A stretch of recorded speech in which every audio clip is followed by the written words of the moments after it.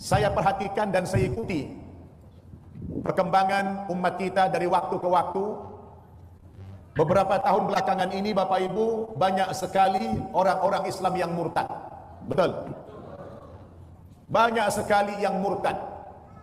Bukan hanya dari kalangan orang-orang yang awam, bukan hanya dari kalangan orang-orang yang miskin, bahkan sampai kepada kalangan yang intelektual, orang-orang yang berada secara ekonomi. Sekarang terjadi fenomena pemurtadan. Betul? Shalom saudaraku yang dikasihi oleh Tuhan. Kali ini kita akan dengarkan satu pemaparan dari satu ustadz yang sedang bingung dan sedang khawatir karena banyak orang yang bertobat dan memberi diri untuk dibaptis. Tentunya oleh karena pekerjaan Roh Kudus, namun mualaf ini pasti akan berpikir 2-3 kali dan menyesal telah berpindah agama. Nah, seperti apa serunya? Mari kita simak sampai selesai. Negara terus meningkat, mengerikan sekali. Kenapa? Karena mereka melihat banyak faktor. Satu, kekerasan, radikalisme, terorisme. Ya kan begitu? Kemudian tidak korupsi, kejahatan-kejahatan. Kemudian juga tokoh-tokoh agama yang sering tersandung skandal, hubungan seksual, korupsi, dan sebagainya. Juragan ini. Dan hukum-hukum agama yang sudah tidak masuk akal. Sudah tidak masuk akal.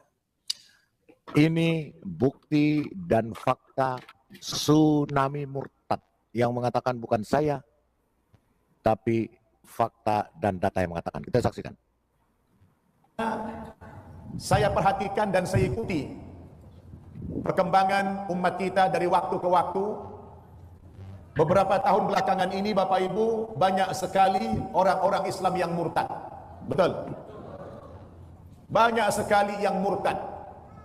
Bukan hanya dari kalangan orang-orang yang awam, bukan hanya dari kalangan orang-orang yang miskin, bahkan sampai kepada kalangan yang intelektual, orang-orang yang berada secara ekonomi. Sekarang terjadi fenomena pemurtadan. Betul? Kenapa orang sampai terjadi murtad, ibu-ibu dan bapak-bapak? Sementara di satu sisi ada juga saudara kita dari agama lain masuk ke dalam agama Islam. Kalau orang yang pindah dari agama lain ke dalam agama Islam ini, baptism, and they Kita all, lihat. Ini it's very exciting seeing. Ini di Afrika, di Rwanda. Everyone is talking about TMI, total member involvement. It's very exciting. Seribuan yang dibaptis. Sampai dibaptisnya bukan di kolam lagi, tapi di danau dibaptisnya. Ini fakta. Bukan karangan. Bukan mengaku-ngaku saja. Cuma sebiji saja yang mualaf. Wah, kayaknya ribuan. Ini ribuan di Rwanda, Afrika. Seeing them following through with the commitment they've made and going into the water for baptism, and they all look so excited and happy. I see this as a revelation from God. Every member involved, every member becoming a site, every member bringing at least one soul to Christ. This is the way we'll prepare the world for the coming of Jesus Christ. It is such a privilege for me to be a part of this amazing event here in Rwanda. It's my first time to actually have my own evangelistic meeting, and I am living proof that God will give you the strength, He will give you the power and the courage to do whatever He asks you to do. It has been such a blessing. I feel like I'm the one who has been the most blessed by participating. And it's just thrilling to see the people's response to the love of God. And it's very encouraging and inspiring for me to be here. You can imagine what the Holy Spirit is able to do in our division territory if all our unions would adopt this approach of TMI, total member involvement. Because the secret of all what you see here is truly that every member was requested to bring at least one person into these meetings and support him, nurture him until he can be baptized. And this is what is happening. So we want to see this happen in the whole division. Every union, every conference, every local church participate so that we can see. To see a baptism of a worldwide saint of. Ini di Filipina, terutama yang menjadi pengikut-pengikut daripada pemimpin Muslim di Moro. Different races. It is so great. So we're so happy. I being a former pastor, I'm so thankful to the Almighty God because now I becoming a Christian in a church. Puluhan kolam disediakan untuk baptisan massal ini. Wah, dahsyat. Luar biasa ya, dahsyat ya, di Filipina, terutama di Moro, ya, yang Islam garis keras. Church. I'm a brand new man in the sight of God, and I believe that what I used to do before, I won't go back to it. I thank God for this church, and I pray until death do me part, I will never leave this church.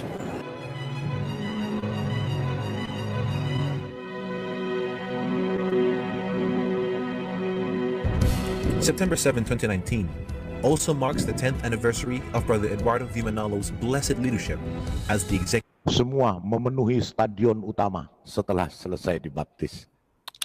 Luar biasa, Tuhan Yesus kuda. Minister of the Church of Christ. Greetings to our executive minister, Brother Eduardo Manalo. I want to tell you thank you for the work that you are doing. I love him because he's a man of heart. He's a caring person. I pray that you will continue to do the work to save lives on the day of judgment. Thank you very much, Eddie. Thank you. God bless you.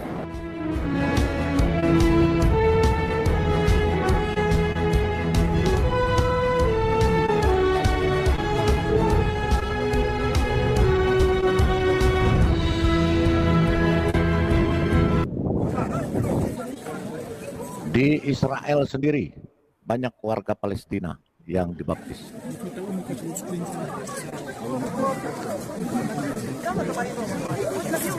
Dan warga Yordania, ini di Sungai Yordan.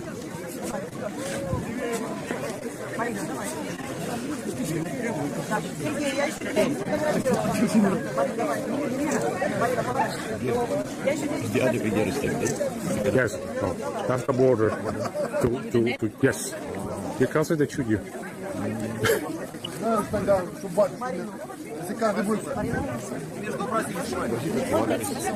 Because this is the end of the river before it gets into the Dead Sea. So it's just driving everything to there, and it's basically that's why.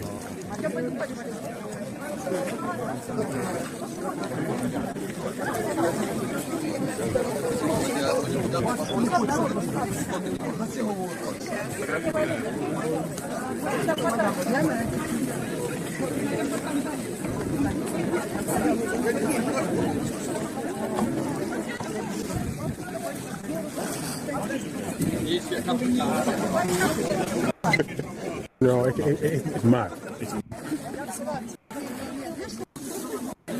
Jadi sedemikian luar biasa ya. Ini banyak yang bertobat. Kita lihat lagi, masih banyak. Bahkan sampai sang Ustadz nangis Bombay. Kita dengarkan. 6 million Muslims convert to Christianity in Africa alone each year. According to Al Jazeera's interview with Sheikh Ahmed Al-Qahtani, the president of the Companions Lighthouse for the Science of Islamic Law, in every hour, 667 Muslims convert to Christianity. Every day, 16,000 Muslims convert to Christianity. Every year, 6 million Muslims convert to Christianity in Africa alone, so you can imagine the worldwide numbers. How many others of them convert to Buddhism, Hinduism, Judaism, or just plain atheism? Millions. After reporting this, Al Jazeera has since removed the interview and details, but we got the screen cap from the original story. Islam, SVM News. لمناقشة هذا الموضوع يسعدني أن أستضيف اليوم رجلا خبيرا في موضوع التبشير. Ini adalah Syekh Ahmad Al-Qahtani. Dia cemas dan ketakutan karena 6 juta orang setiap tahun di Afrika saja murtad dan menjadi pengikut Yesus. Ini wawancaranya dengan Al Jazeera walaupun dihapus tetapi sudah keburu direkam. Jadi tidak bisa lagi mengelak. والتنصير في افريقيا وان كان تركيزه على التنصير في المقام الاول. الشيخ Sheikh Ahmad Al-Qatani ini presiden dari perkumpulan Lighthouse for the Science of Islamic Law di Libya. Dia adalah presiden Persatuan Hukum Islam di Libya. Dia cemas karena 6 juta orang setiap tahun di Afrika saja, belum di negaranya, belum di negara lain, belum di Arab, yang meninggalkan agamanya. القطعاني مدير منارة الصحابة للعلوم الشرعية في ليبيا وهو معهد متخصص في تخريج الأئمة والدعاة. شيخ أحمد أهلا بك في الشريعة والحياة. مرحبا.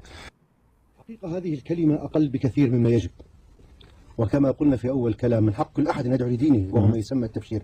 أما التنصير فليس من حق أحد أن يخرج المسلمين عن دينهم، وحضرتك تطلب الشواهد. Katanya banyak Muslim menjadi Christianization, ya. Jadi والشواهد تخرج عن الحصر. الإسلام كان يشكل كما أسلفتم دين أفريقيا الأساسي، وهناك 30 لغة إفريقية كانت تكتب بالخط العربي. انخفض عدد المسلمين في أفريقيا إلى 316 مليون. 316 مليون هذه نصفها من العرب في الشمال الأفريقي. إذن أفريقيا التي نتحدث عنها وهي غير العربية. Dia berbicara tentang Afrika. Ya, Afrika dari 316 juta Muslim. Hampir habis. عدد المسلمين فيها الآن لا يتجاوز 150 مليون نسمة. 150 juta sudah menjadi Kristen. وإذا ما علمنا أن تعداد أفريقيا مليار نسمة، رأينا أنها نسبة أقل بكثير عما كانت عليه في أوائل هذا القرن. Katanya dari tahun 1902 ya di Afrika itu 329 juta penduduknya ya. Sekarang naik ya dari 329 naik menjadi 329 juta.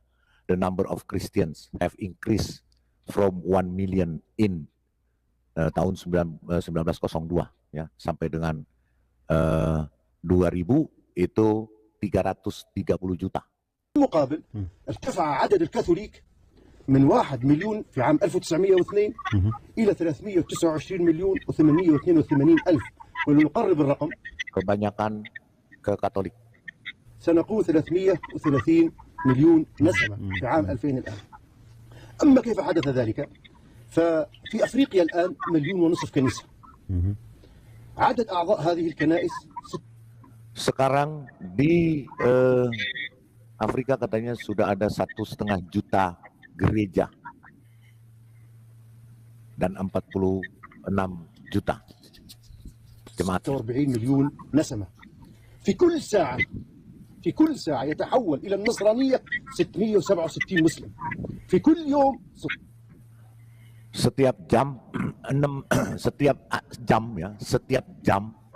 di Afrika itu 667 Muslim berpindah ke Kristen. Setiap hari 16.000 Muslim pindah ke Kristen. Setiap tahun 6 juta Muslim pindah ke Kristen. Itu katanya Syekh. Banyak orang yang murtad, ya mengerikan kata dia. Diperbudak, silahkan kita berpikir sendiri.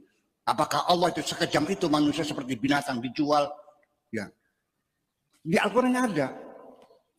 Wa in khiftum alla ta'dilu fawahidatan aw ma malakat aymanukum.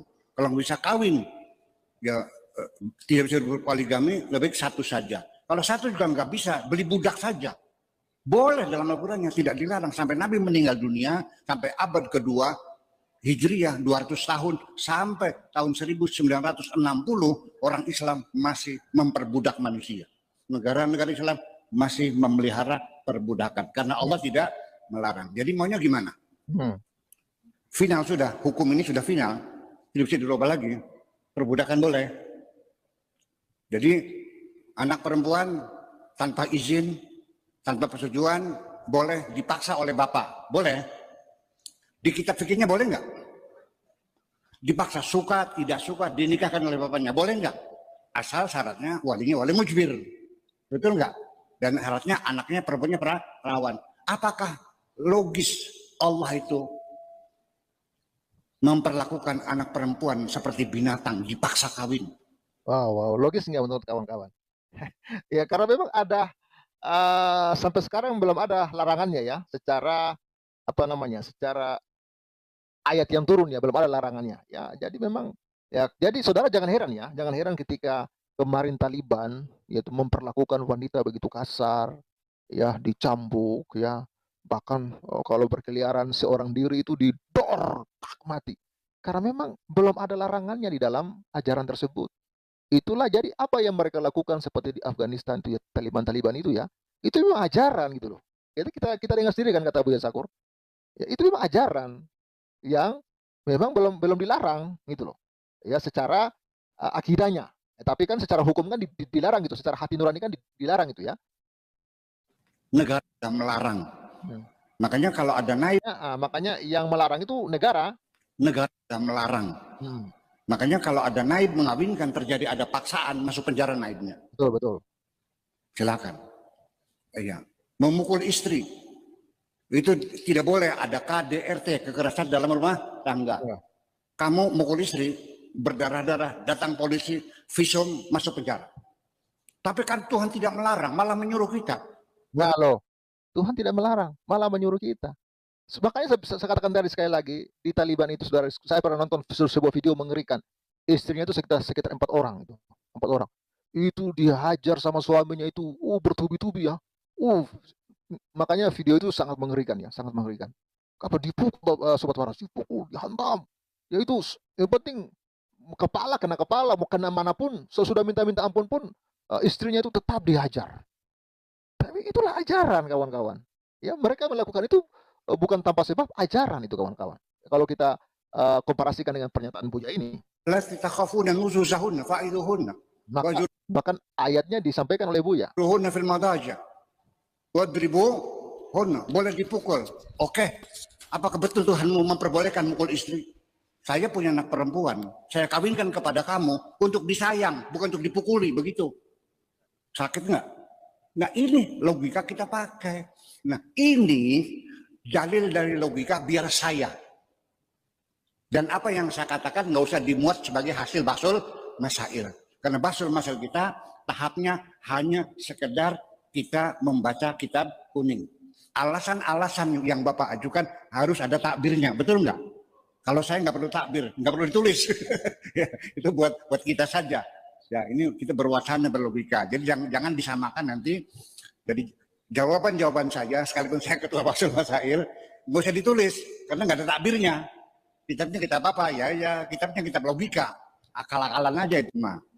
Tapi ini mesti dimulai Bapak sekalian, mesti dimulai. Sekalipun tidak sekarang. Ya, mungkin sampai anak cucu kita. Tapi yang saya khawatirkan, ini angka kemurtadan orang angka kemurtadan ya. Islam yang pada murtad. Orang Islam yang pada murtad di setiap negara. Di setiap negara, ya, artinya di seluruh dunia. Terus meningkat. Terus meningkat.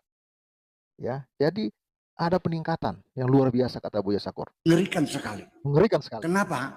Karena mereka melihat banyak faktor. Jadi alasannya karena mereka melihat banyak faktor. Kita lihat ya apa faktornya. Kekerasan, radikalisme, terorisme. Ya kan begitu. Kemudian tidak korupsi, kejahatan-kejahatan. Kemudian juga tokoh-tokoh agama yang sering tersandung skandal, hubungan seksual, korupsi dan sebagainya. Jujur aja ini. Dan hukum-hukum agama yang sudah tidak masuk akal. Apa saudara?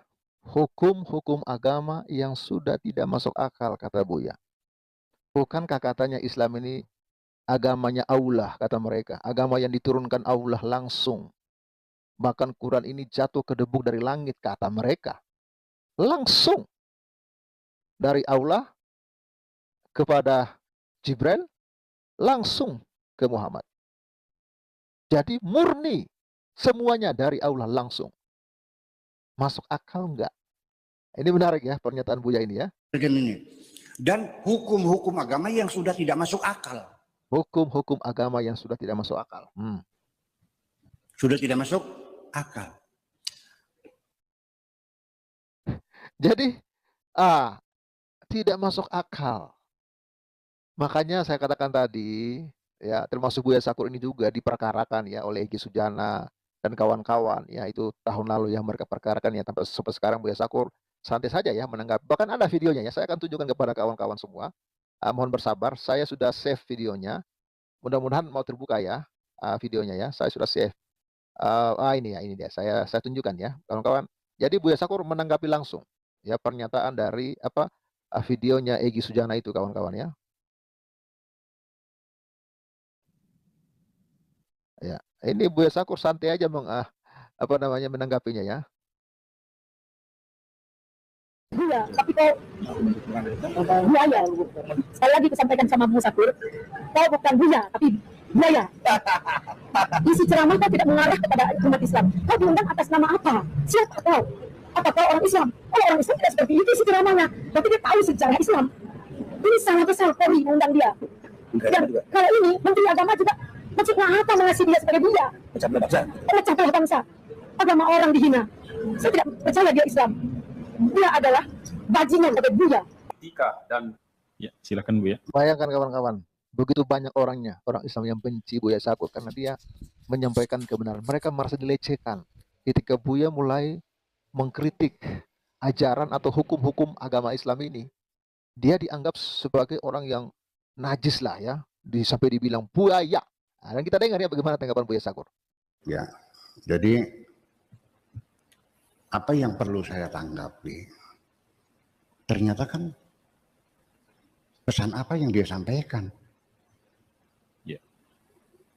Apakah saya salah mengatakan sesuatu? Enggak juga. Atau dia punya usul sebaiknya saya harus begini, enggak juga. Jadi ketika tidak ada pesan-pesan untuk saya, lalu bagaimana saya harus menanggapinya? Dia nggak ngomong apa-apa kan? Ya. Nggak usul nggak kan? Ya. Nggak saran kan? Ya. Nggak masukan kan? Nggak kritik kan? Ya. Hanya mencaci maki saya kan? Terus gimana? Ya, tunggu tanggapi. Nah, tetapi ketika saya menerima cacian seperti itu dan sering, bukan itu saja, saya bukan marah ya, tapi saya mencoba untuk berintrospeksi. Apa kesalahan yang pernah saya lakukan kepada Tuhan saya?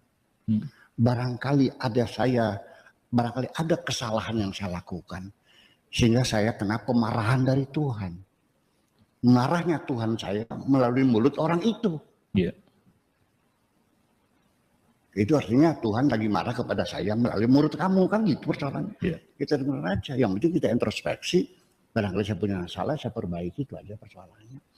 Ya, jadi saya tidak berharap andaikan Tuhanku marah kepadaku dengan suaranya sebagai Tuhan, mungkin aku menjadi debu kosmis lagi.